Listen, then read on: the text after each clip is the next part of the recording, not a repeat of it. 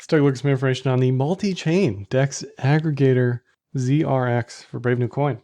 ZRX is a classic case of, I love the protocol, love everything it stands for. As a trader, it's exactly what I want. The token itself has always been suspect to, shall we say, lacking a use case.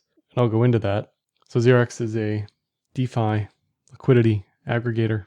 Their key dApp is Matcha, not an ad for Matcha or anything, but it does work quite well. They have market orders, they have limit orders. Works like any other good DEX or DEX aggregator should, and ideally gives you the best price with the cheapest fees and best liquidity. And like any other dApp, you can connect your hardware or software wallet instantly, and away you go. If we look at the volume for ZRX, I believe this is just ETH. Over the past year, volume has been okay. It hasn't been terrible. It hasn't been dwindling to zero. If we zoom way out all time, you can see how crazy this volume ramp has been. Number of trades ramping as well. So as a service, as a protocol, things are going incredibly well. As these upgrades are coming online, more users are using the latest version. You're getting aggregated with the best fees. You know, I can't say anything negative about the protocol. Unfortunately, that just does not translate into token price.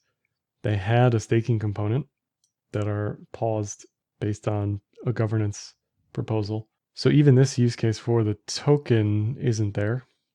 I don't know for all these protocols, you know, ZRX may be in a little bit more trouble because they did an ICO, whereas 1inch did not. You know, they had a airdrop basically. So I don't know which token would be considered more decentralized in the eyes of the US regulatory system, but both projects are trying to go decentralized. It's funny when you're raising money, you're centralized. It all goes to the devs, right? Which is fine. They need money. I get it. But then when we try to decentralize, where does the value go? Ideally, that value has been created in the token, but it certainly won't always be the case. They also have a Treasury, 60%, 70% Matic, 30% ZRX. I don't know why they chose that breakdown. I guess it was a vote, and they decided, you know what, we don't need our token. That in itself, I mean, we see this a lot. I see this a lot when I read a lot of these reports. The comments from the treasuries of the foundations are always hilarious to me. Zcash is just one that comes to mind because they used to hold a lot more dollars and BTC, and all the users were like, why aren't you holding Zcash? Why aren't you holding Zcash? So it's funny when protocols like this are not blatantly telling you to buy and hold our token, but I think that's implied. And then when their own treasury isn't made up of ZRX, it kind of is a little bit of a head scratcher. But I certainly understand it from a trading perspective. Matic looks incredible compared to ZRX on a chart. So, you know, if they can sell the highs on Matic and transfer that into ZRX, great. But it's pretty funny. Anyway, something to pay attention to though is stuff like this, saying the quiet part loud, maybe, where we aren't holding our own token based on the community vote or whatever. And as an aggregator, as a DEX, they are near the top in volume on most days. Matcha is also ZRX API, obviously. Some of this is double counted, so it's hard to really know what's what, but they aren't, you know, if they disappeared, you would notice that they were gone, right? Because they do make up, I'm not going to say an ultra significant slice, but they do make up a slice of volume. And this is on ETH, not across the board. You can see their biggest month was in May. As ETH fees rise, people go elsewhere, as they should. If you can trade the same pair for the same liquidity for lower fees, yeah, take me anywhere I need to go, right? As long as it's secure, put me on Avalanche, put me at wherever else. If we look at the transaction counts on ETH for the ZRX token, they are at or near all-time lows. If we look at transaction values, they are at or near all-time highs, at least they were.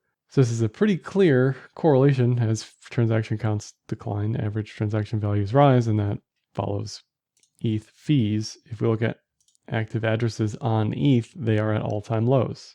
No surprise, ETH fees still sit at relative all-time highs. NVT is rising here.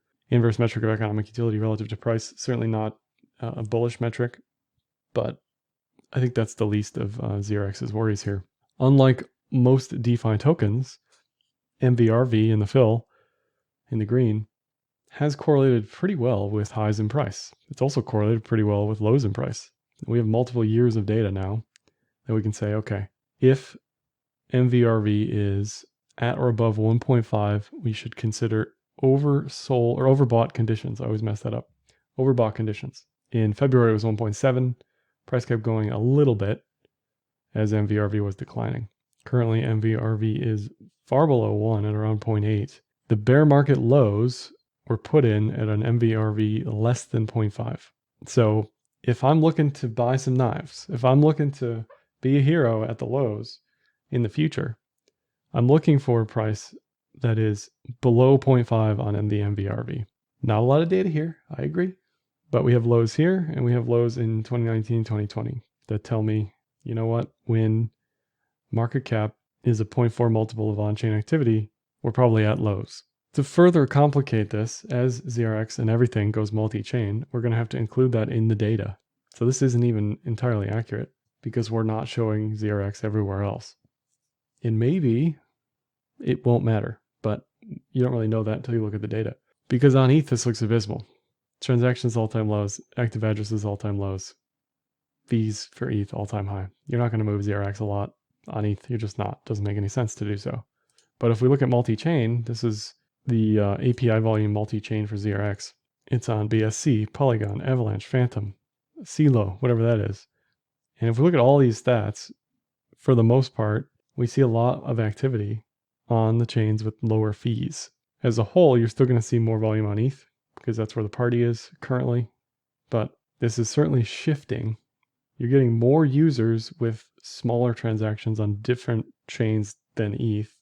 And you're probably getting fewer users, but sort of power users or large traders on ETH because they can afford those transaction fees. But monthly active users on Polygon, 560,000 plus versus 167 on ETH. Month over month, you're still seeing a rise in the number of traders. This is not the token though. That's another thing too important distinction to make because again, I love the protocol. The protocol works. It's perfect. It's not perfect, but it does exactly what you need it to do. You're seeing growth in protocol use, right? But what you're not seeing is the token appreciate in value. And you can look at all these stats. You can go down the line here. Most of it's through Matcha or MetaMask on ETH. BSC is through MetaMask. You can break all this down, look at all this stuff, be super bullish on ZRX, be super bullish on multi-chain aggregation, but that is not going to save you from the price declining. Just isn't. I think all of DeFi sort of rose on a bunch of nothing in January, a bunch of hype and hopium, and the chickens are slowly coming home to roost when people realize, why are we holding this thing again? You can say that for all of the tokens. Uni, Sushi, 1inch, ZRX, Curve, BAL. Now this may have had an ascending triangle, which is what I'm drawing here, which I expected to break up. It looked pretty good. And all of crypto sort of fell swiftly and continues to slowly bleed. So this pattern is certainly nullified. On the daily cloud, it is now far below the cloud, back into support zone territory. This local high, these local lows. Hopefully it finds support within there, because if it doesn't, it's headed back to this support and these set of resistances at 32. I think that's a pretty clean and easy read. VPVR is telling you that. And like 25 highs and lows are telling you that. So in the depths of a bear market, I like 32. What does the MVRV look like at 32 cents on ETH? MVRV for ZRX on ETH look like when ZRX is 32 cents. I'll say it like that. That's important to know. The 2-day 5200 is potentially salvageable. You can see how we were bearish in 2018 to 2020. 2020 on the 2-day 5200 crossed bullish before anything happened actually. So it led bullishness here.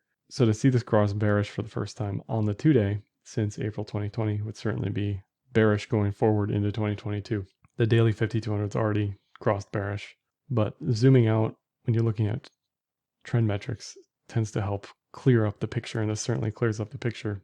Bearish, bullish, probably going to be bearish, unless we're back above $1 in short order.